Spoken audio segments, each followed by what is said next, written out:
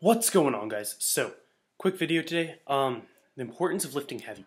So, a lot of people on the internet say bodybuilding, powerlifting, two different things, and I completely agree. So, just really quick, bodybuilding, the entire point is to use weights as tools to put your muscles under tension to ultimately make them grow. And powerlifting is just trying to move the most amount of weight as possible.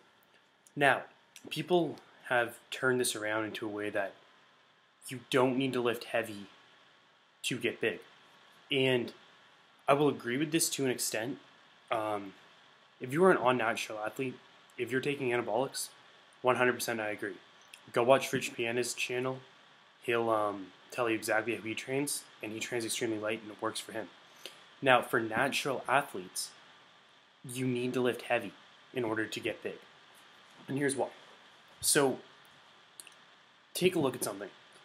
Name one person that can bench 315 for reps that has a small chest. I highly doubt you know somebody. Name somebody that can bicep curl 135 with decent form that has small arms. Probably nobody. So, my point is that strength and size are correlated. They do go together. So, I'm not saying you have to lift, don't lift extremely heavy, but you need to lift heavy weights and make yourself stronger in order to grow for a natural athlete. And I think that heavy squats, heavy bench press, heavy deadlifts, heavy rows are key staples in any program to put on real size. So, a good example of this is, the way I've always thought about it, is somebody that benches 185 looks like they bench press 185. So you have a guy that is bench pressing 185 for sets of 12, not going to failure. He's going to look like he benches 185. Versus the guy that's maybe he's capable of benching 225. So lifting heavier weights, putting more stress on your body, is ultimately going to make it grow. And I'm not saying go over the limit. Like, stick between 6 and 10 reps for sure. But lift to the maximum of your ability. Don't put on 185 because it's easy on bench press and do 3 sets of 12 and you're not going to failure. Why not go 185 for your first set? That's fine, like 135. Let's do 185 for as many reps as you can. So let's say that's 15 reps. As many reps as you can. Then go 205. Maybe you get 8 to 10 reps. Then go 225. Maybe you get 6, 7, 8 reps, whatever. And keep going until you get under 5 reps. And then what I do is drop back, and let's say I start with 185.